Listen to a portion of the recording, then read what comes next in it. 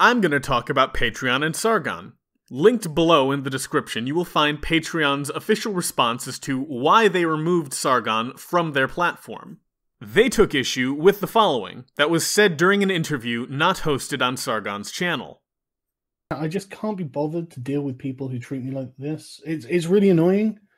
Like, you are acting like a bunch of niggers, just so you know. You act like white niggers. Exactly how you describe black people acting is the impression I get dealing with the alt-right. I'm just not in the mood to deal with this kind of disrespect. Look, you carry on, but don't expect me to then have a debate with one of your faggots. Why would I bother? Like, why would I bother? You act like an upper-class type. Now, maybe you're just acting like a nigger, mate. Have you considered that? Do you think white people act like this? White people are meant to be polite and respectful to one another, and you guys can't even act like white people. It's really, like, amazing to me.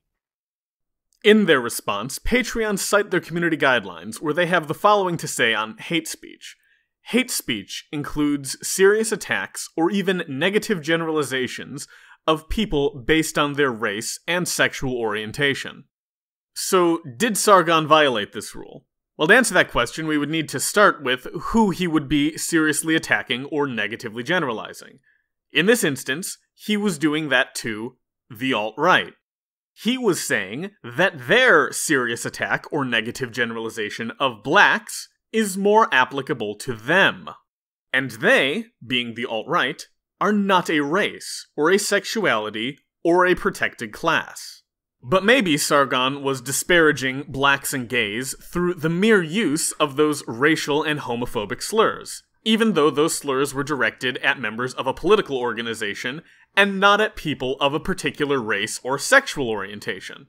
Fantastic! That implies that Patreon's official stance on the matter is only blacks can be niggers, and only gays can be faggots. A speaker's intent behind what they say doesn't matter. It only matters what words they use. You might not like Sargon's usage of those words because you give those words different intent when you think of them, but when Sargon used them, he was not using them to disparage a race or sexual orientation. That is clear enough by the context. Patreon. Is it against your community guidelines to use your platform to spread the message that only blacks can be niggers? If yes, ban yourselves! Fucking retards! Ban yourselves! You treat curse words as if they impose literal curses upon people and we need to restrict their usage.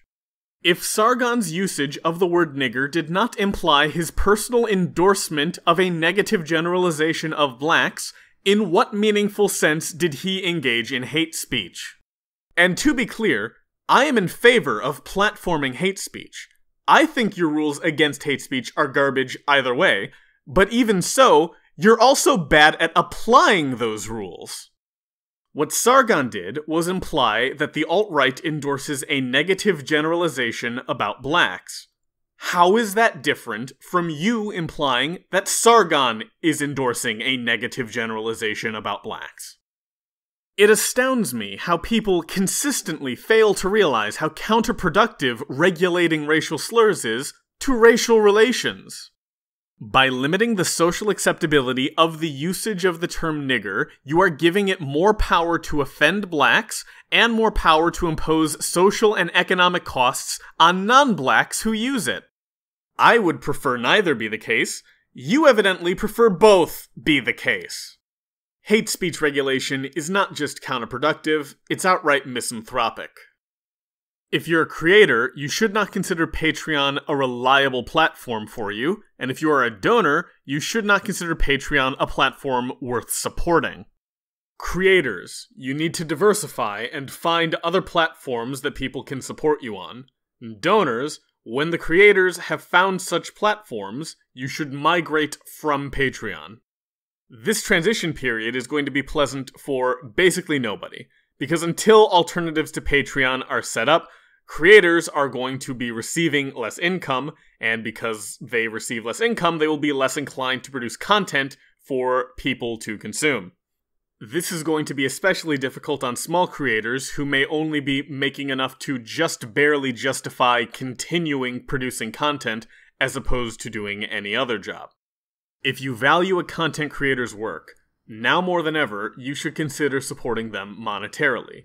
And if you are a content creator yourself, it is in your best interest to find means of being supported that aren't Patreon. Unless you want the platform that just unpersoned Sargon to become a de facto monopoly, you don't want government sticking its nose into what Patreon can and can't do. We need alternatives. We need competition. Either the loss in revenue Patreon suffers will convince it to change its stance on this issue, or that loss in revenue will signify an untapped market that a competitor will step in to fill. Both content creators and viewers have something that the other wants. Both parties incentivize the other to exchange with you, or everyone will lose out.